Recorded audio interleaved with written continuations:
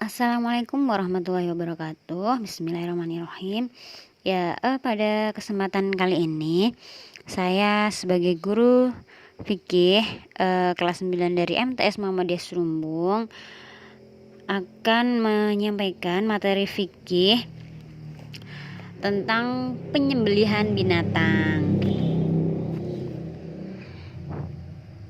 Penyembelihan binatang dalam istilah fikih yaitu al-zakah yang bermakna baik atau suci. Jadi penggunaan istilah al-zakah untuk sembelihan karena dengan penyembelihan yang sesuai dengan ketentuan syara akan menyebabkan hewan yang disembelih itu baik, suci dan halal dimakan. Jadi jika hewan tidak disembelih dahulu, maka hewan tersebut tidak halal dimakan. Hewan ada yang halal dimakan dan ada yang haram untuk dimakan. Jadi kita tidak boleh menghalalkan yang haram dan mengharamkan yang halal. Dalam Quran surat Al-Maidah ayat 3, di situ terdapat 10 jenis makanan yang dilarang oleh Allah. 10 jenis makanan yang dilarang oleh Allah Subhanahu wa taala, yaitu bangkai, darah, daging babi, daging hewan yang disembelih atas nama selain Allah, kemudian daging hewan yang dicekik, hewan yang dipukul, hewan yang jatuh, hewan yang ditanduk, hewan yang telah dimakan binatang buas, dan hewan yang disembelih untuk berhala. Bahkan dalam hadis dijelaskan dari hadis riwayat Muslim at-Tirmidzi, tiap-tiap binatang buas yang mempunyai taring adalah haram dimakan. Ada pula dari Ibnu Abbas berkata, Rasulullah melarang dari setiap hewan buas yang bertaring dan berkuku tajam. Jadi dari hadis itu dapat diambil kesimpulan bahwa hewan yang bertaring, berkuku tajam adalah haram dimakan. Misalnya harimau, serigala, anjing, kucing, kera, elang, dan lain-lain. Kemudian tadi pengertian sembelihan ya, dan dalil dan dasar hukumnya. Kemudian yang kedua kita pelajari tujuan penyembelihan. Adapun tujuan penyembelihan adalah untuk membedakan apakah hewan yang telah mati tersebut halal atau haram dimakan. Jadi hewan yang disembelih sesuai dengan ketentuan hukum agama itu halal dimakan. Jika hewan yang disembelih tidak sesuai dengan ketentuan syara, hukum haram dimakan. Jadi misalnya tidak menyebut nama Allah ketika menyembelih atau menyebut selainnya. Kemudian hewan yang mati tidak karena disembelih, misalnya bangkai itu juga haram, kecuali bangkai ikan dan belalang. Nah, selanjutnya kita pelajari juga syarat-syarat penyembelihan. Jadi dalam kitab Bidayatul Mujtahid karya Ibnu Rus disebutkan bahwa orang yang boleh menyembelih itu ada 5 syarat. Yang pertama yaitu Islam. Ya, tentunya Islam dulu. Bagaimana mungkin orang yang menyembelih bukan orang Islam akan menyebut nama Allah ketika menyembelih? Tidak mungkin, bukan? Ya, itu yang pertama syaratnya Islam. Kedua laki-laki. Ketiga balik. Keempat berakal sehat. Kelima tidak menyia-nyiakan sholat. Itu syarat orang yang menyembelih. Kemudian syarat hewan yang disembelih, hewan tersebut masih dalam keadaan hidup. Yang kedua, hewan yang halal zatnya maupun cara memperolehnya. Jadi halal karena halal zatnya, yaitu jadi hewan tersebut memang dalam Al-Quran dan Al-Hadis dijelaskan hewan tersebut halal untuk dimakan. Kemudian cara memperolehnya. Nah, hewan tersebut bagaimana cara memperolehnya? Misalnya dibeli dengan cara menipu, itu haram. Kemudian mencuri dari hasil curian juga itu haram. Kemudian ada pula syarat alat. untuk menyembelih hewan. Jadi itu bisa apa saja yang dapat mengalirkan darah. Selain kuku dan tulang atau gigi boleh untuk menyembelih. Jadi asal alat tersebut tajam. Selain itu ada sunahnya juga menyembelih hewan itu. Yang pertama sunahnya menghadapkan hewan ke kiblat. Kemudian niat semata-mata karena Allah dan sesuai dengan ketentuan syara. Selanjutnya membiarkan hewan yang disembelih sampai mati. Setelah jelas kematiannya barulah dibersihkan dan dipotong-potong. Kemudian juga mempercepat proses penyembelihan. Jangan berlama-lama. Selanjutnya alat yang digunakan untuk menyembelih juga yang tajam. Jadi diasah dulu biar tajam. Agar hewan tersebut tidak terlalu lama merasakan kesakitan. Nah, begitu. Terus cara penyembelihan hewan. Cara penyembelihan hewan itu dengan cara menyembelih pada leher bagian depan. Jadi di leher bagian depan. Maksudnya untuk memotong 3 saluran pada leher bagian depan. Saluran makanan, memutus saluran makanan, memutus saluran nafas, dan 2 saluran pembuluh darah. Meskipun cara mematikan hewan itu bisa dengan berbagai macam cara.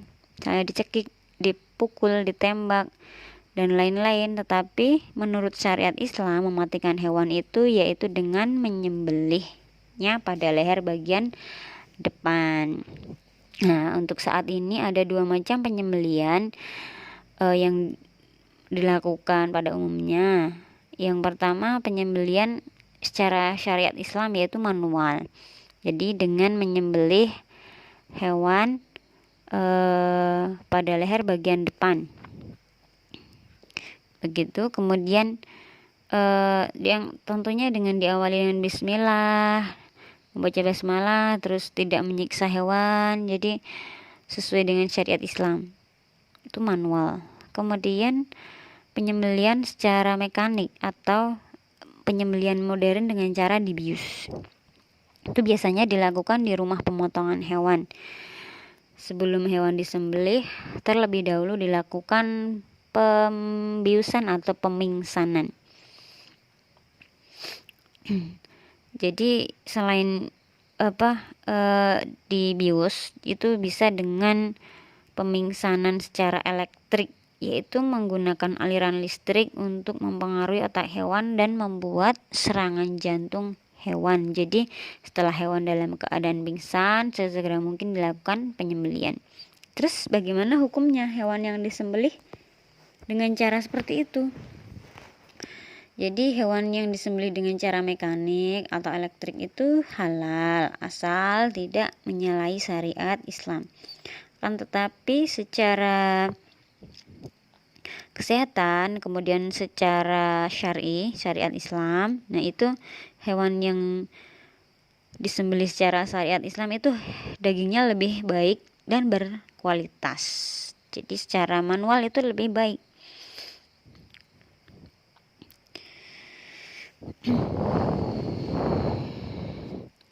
Kemudian hewan yang disembelih secara syar'i itu cenderung hewan tersebut tidak merasakan sakit. Karena justru hewan yang disembelih dengan cara dipingsankan terlebih dahulu, yang kelihatannya tenang dan tidak meronta, justru sebenarnya merasakan sakit. Nah, itu ya materi tentang penyembelihan sudah dilaksanakan sejak zaman Nabi Adam. Ketika itu putra Nabi Adam, Qabil dan Habil, melaksanakan ibadah kurban sesuai dengan profesinya masing-masing. Qabil saat itu sebagai petani melaksanakan ibadah kurban dengan mengeluarkan sebagian dari hasil pertanian. Sedangkan Habil sebagai peternak berkurban dengan mengeluarkan sebagian dari hewan ternaknya. Kurban Habil diterima oleh Allah karena dia mengeluarkan sebagian hartanya yang bagus-bagus. Sedangkan milik Qabil, kurbannya tidak diterima oleh Allah karena mengeluarkan sebagian harta yang jelek-jelek dan dengan terpaksa. Nah, di situ dalam Quran As-Saffat ayat 100 sampai 111 itu menceritakan pada zaman Nabi Ibrahim juga dilakukan kurban sebagaimana yang dilakukan oleh pada zaman Nabi Adam alaihissalam, dan syariat tersebut diteruskan hingga sekarang. Mari kita pelajari pengertian kurban. Kata kurban berasal dari bahasa Arab qoroba yaqrobu kurban. Qoroba adalah dekat, jadi maknanya yaitu mendekatkan diri kepada Allah. Jadi secara istilah kurban adalah mendekatkan diri dan mensyukuri nikmat Allah dengan cara menyembelih hewan ternak yang memenuhi syarat dan dilakukan setelah salat hari raya Idul Fitri atau pada hari tasyrik tanggal 11, 12, dan 13 Dzulhijjah. Nah, sebentar lagi pada tanggal 31 Juli 2020 kita akan kedatangan hari raya Idul Adha. Nah, di situ kita diperintahkan untuk berkurban sebagaimana diperintahkan Nabi Ibrahim mengkurbankan putranya Nabi Ismail. Dalam Quran surat Al-Kautsar ayat 1 sampai 3 itu juga dijelaskan diperintahkan untuk berkurban.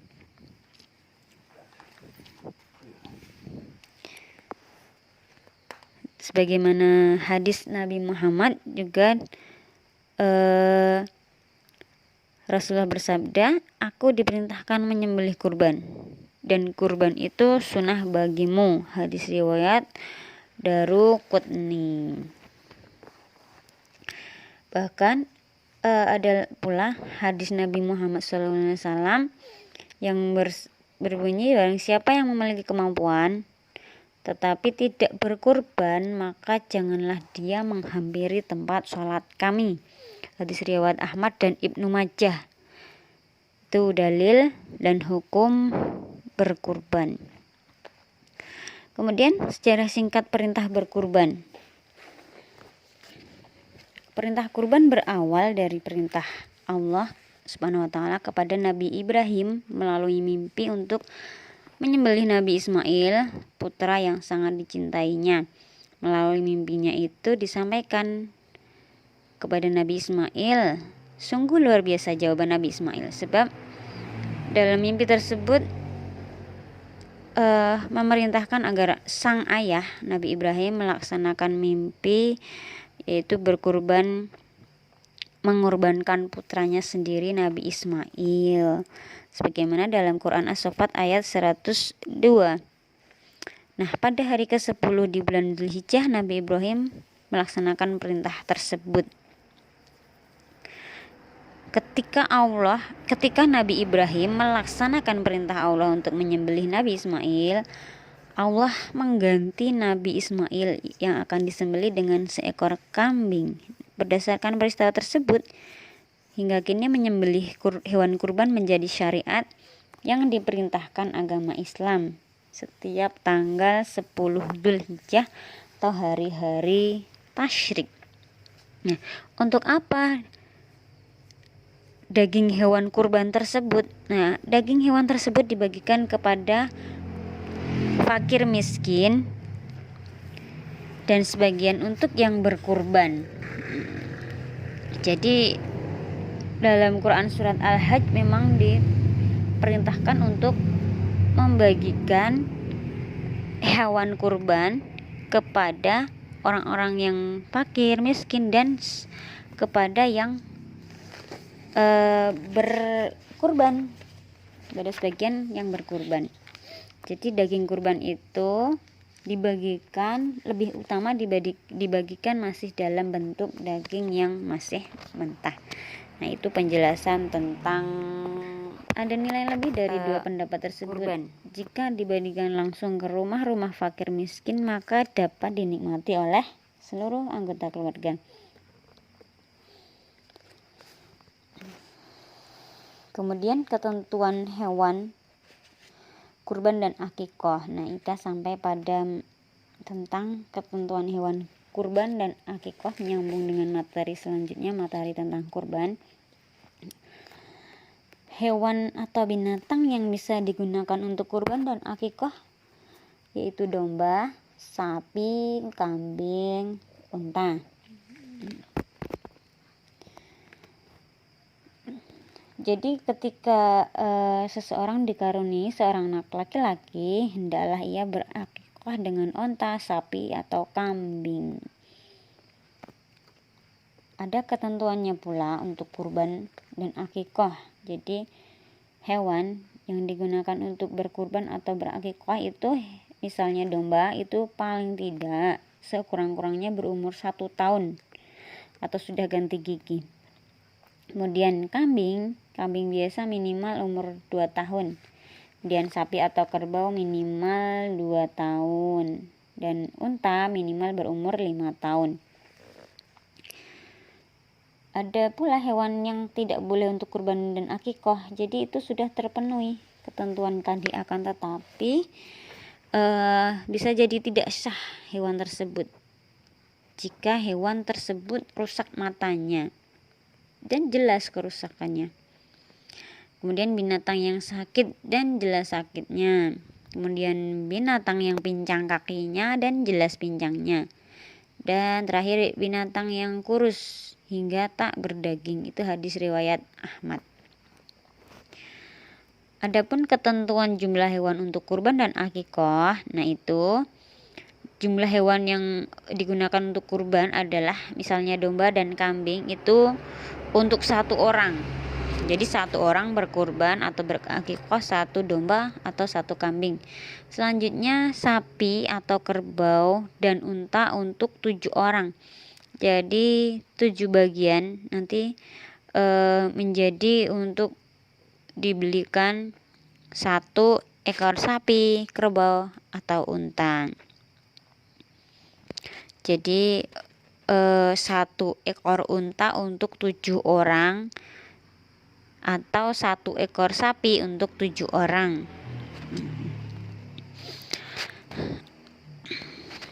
Kemudian ketentuan untuk akikah, bahwa dari yang dari Aisyah, ia berkata, Rasulullah telah menyuruh kita agar mengakikoi untuk seorang anak laki-laki 2 ekor kambing dan untuk seorang anak perempuan 1 ekor kambing. Jadi jelas ya berapa jumlah hewan yang kita gunakan untuk akikah. Jika dianugerahi seorang anak laki-laki, maka mengakikoinya dengan 2 ekor kambing. Jika anak perempuan, maka 1 ekor kambing. Kemudian perbedaan waktu penyembelihan kurban dan akikah. Untuk pelaksanaan kurban itu dilaksanakan pada hari raya Idul Adha, yaitu tanggal 10 Zulhijjah, dan pada hari-hari tasyrik 11, 12, 13 Zulhijjah. Sedangkan untuk pelaksanaan akikah itu terbagi menjadi 2, yaitu waktu yang dilaksanakan tepat pada waktunya, yaitu pada hari ke-7, ke-14, atau ke-21 dari kelahiran anak. Yang paling utama yaitu pada hari ke-7.